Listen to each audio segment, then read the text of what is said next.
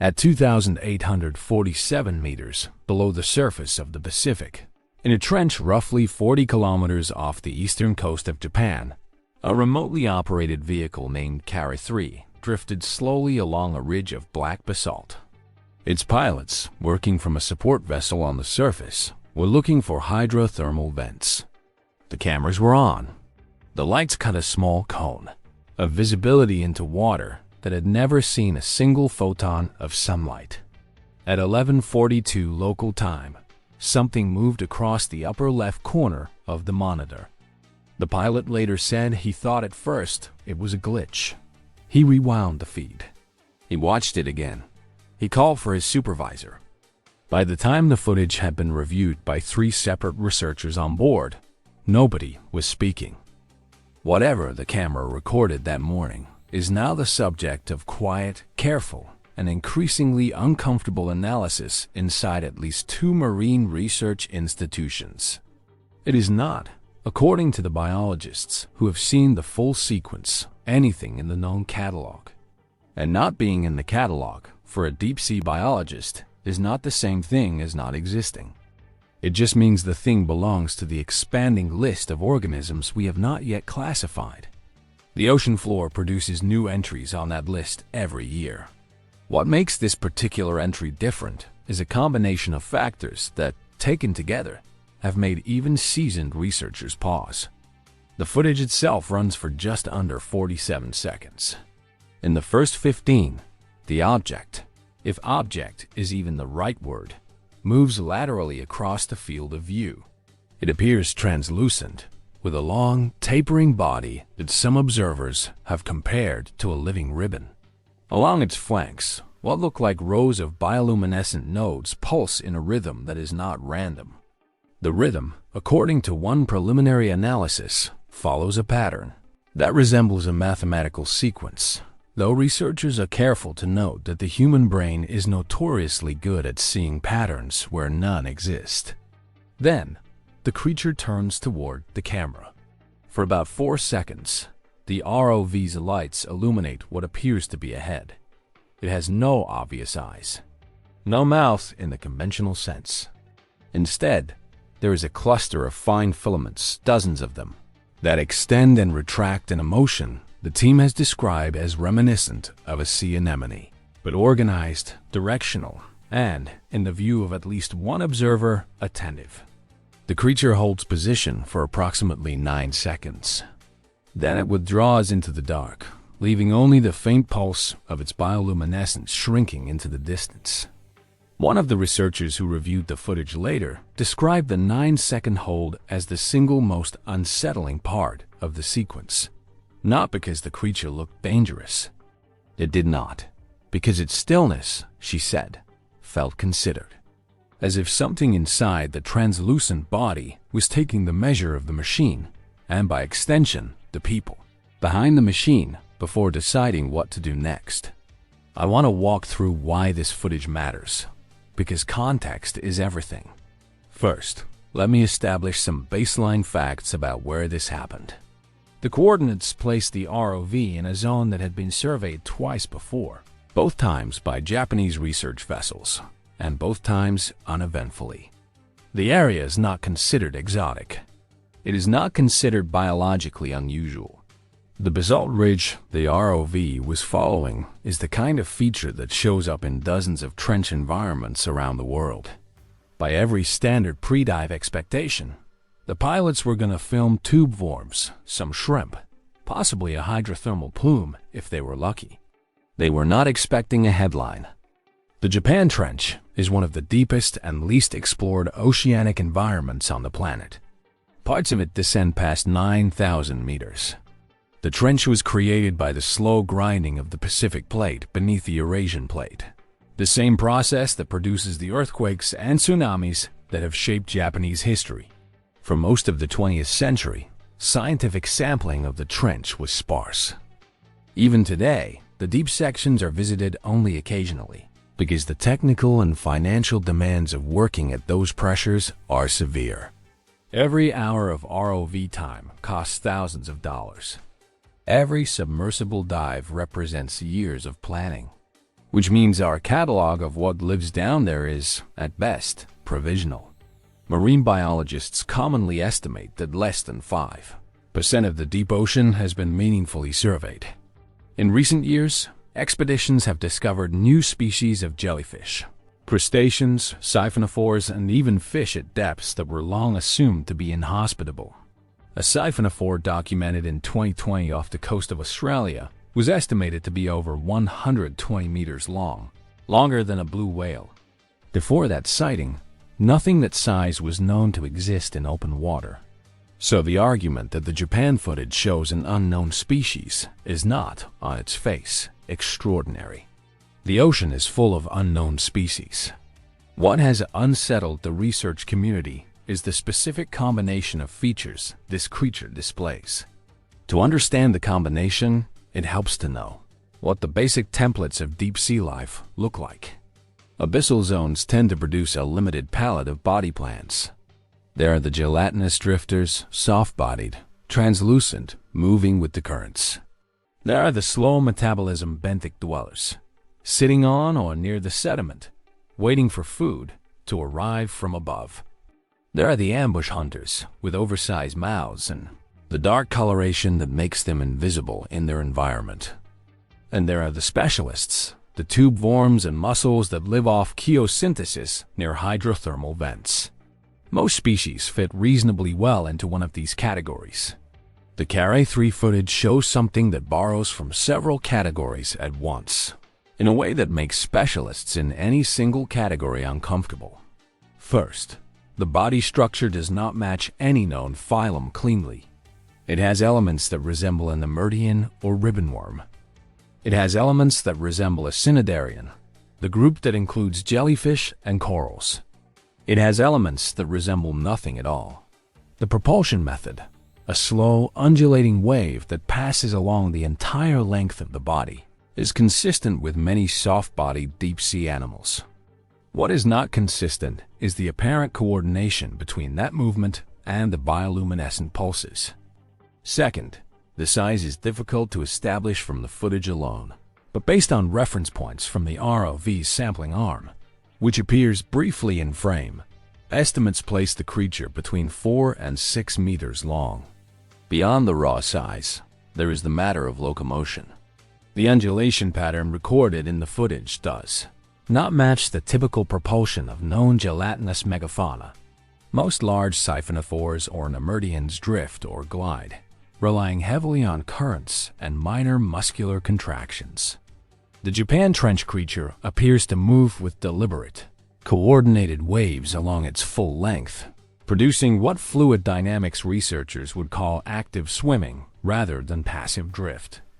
Active swimming at that body length, with that body composition, requires a level of internal muscular organization that is, again, not typical of the gelatinous categories it otherwise resembles.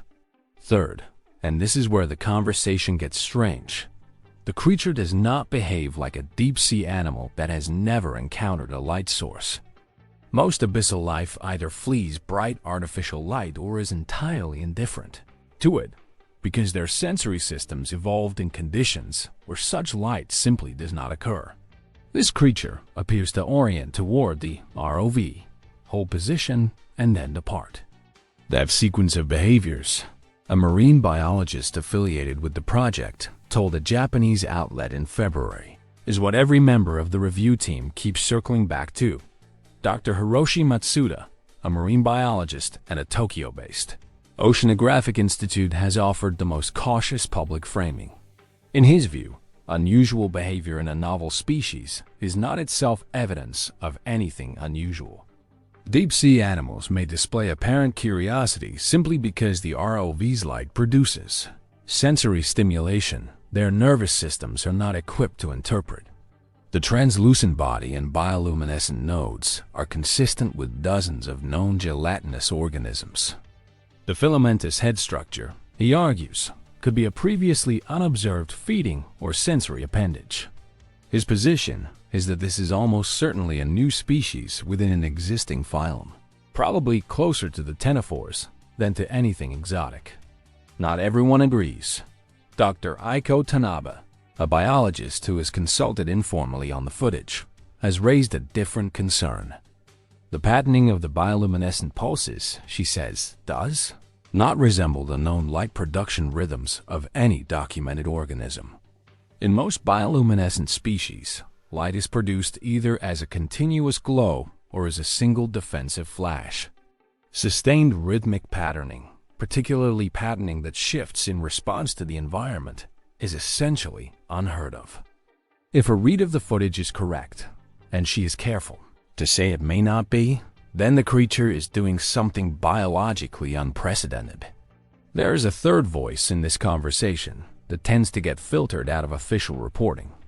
Independent researchers, including several retired naval officers with experience in submarine operations off the Japanese coast, have pointed out that the region where the footage was captured is not far from areas where anomalous sonar contacts have been reported for decades. The Japanese Maritime Self-Defense Force has never officially discussed such contacts, but retired personnel, speaking on background, have described occasional targets that move faster than any known marine animal at depths that exceeded the crush depth of any known submarine. There is also a longer history of Japanese fishing communities reporting unusual sightings in the deeper waters off the Sanriku and Boso coasts. Folk traditions in these communities include references to sea beings called yumabozu, typically described in older stories as vast dark shapes that appear alongside small boats and then vanished without a wake. Historians treat these accounts as maritime folklore. Biologists note that folklore and fishing communities that spend generations in the same waters often preserves half-accurate memory of real but rare encounters. The folkloric yumabozu does not match the Carré 3 footage in any specific way. What the two categories share is a common geographic setting and a common theme of something unusually large appearing, observing, and withdrawing. Whether those contacts have any relationship to what Turi filmed is, to put it gently, speculative. The two phenomena exist in completely different evidence categories. One is a sonar return with no visual confirmation. The other is visual footage with no sonar data. You cannot responsibly connect them on the basis of geography alone. What you can say is that the region has produced unusual reports for a long time, and this footage joins a pattern that people who work there have been quietly cataloging for at least a generation. It is also worth noting that the Carré 3 footage is not alone.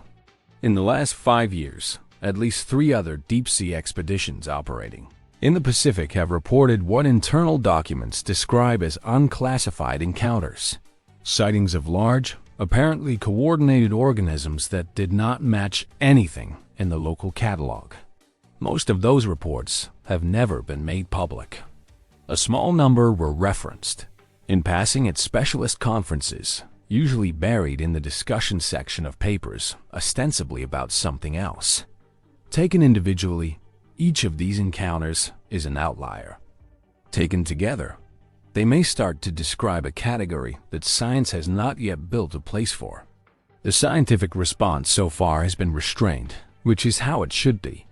The research institution holding the footage has declined to release the full sequence publicly, citing ongoing analysis. They have shared stills and short clips with a small group of collaborators. A formal paper is said to be in preparation. If the peer review process moves at its usual pace, we may not see a full published description for 12 to 18 months. In the meantime, there are a few things worth thinking about. One is a question that keeps surfacing in private conversations among deep-sea researchers. If abyssal species can grow to sizes and complexities that rival what we see on the surface, and if their behaviors can include something that looks, at least briefly, like considered attention, then the evolutionary pressures in the deep ocean must be producing solutions we have not yet cataloged. Survival in total darkness, under crushing pressure, with minimal food, should, according to most models, select for simple, low-energy organisms. The Carré 3 footage, along with the quieter reports from other Pacific expeditions, suggests that the models may be missing something.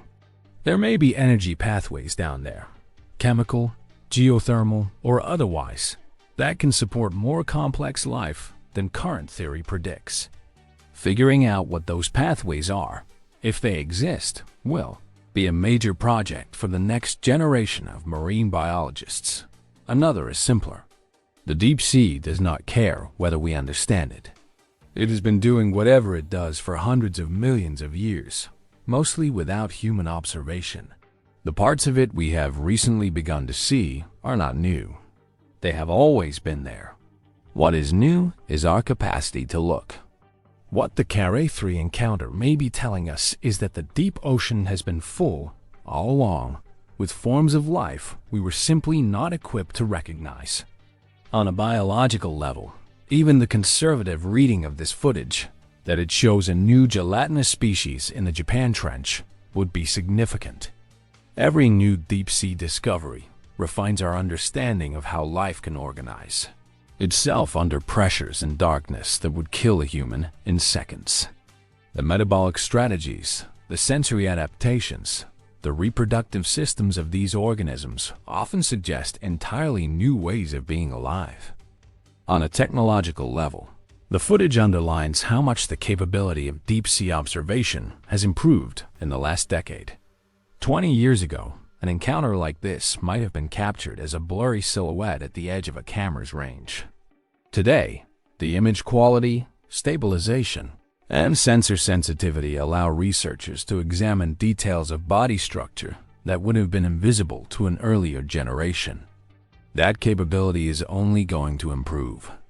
Whatever else lives down there, we are going to see more of it, and soon. There is also the question of what happens to the scientific record when private institutions make discoveries at this scale. The research vessel operating Carré 3 was conducting work under a mixed funding arrangement, with contributions from a private oceanographic foundation alongside government grants. Intellectual property agreements in such arrangements can delay or complicate the release of footage. Some fraction of the world's most interesting deep-sea material probably sits in restricted archives for years before, or if it ever reaches the public. That is not a conspiracy. It is just how modern marine science is funded. But it means that what makes it to the surface, so to speak, is a curated subset of what is actually being seen.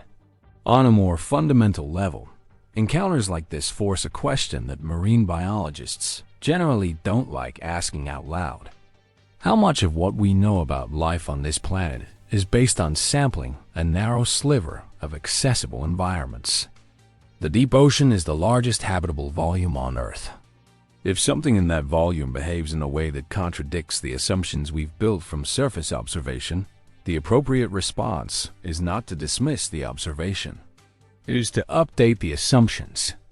The Carré 3 footage will either become a case study in how a new species entered the scientific record, or it will become one of those quietly legendary pieces of data that circulates among specialists for years before anyone feels confident enough to explain it. Right now, it's too early to say which. A handful of marine biologists, speaking off the record, have compared the current moment in deep-sea research to where paleontology stood in the early 19th century. At that time, the European scientific establishment was slowly being forced to accept the reality of extinction and of deep geological time against strong institutional resistance. The evidence was sitting in quarries and cliff faces all over the continent.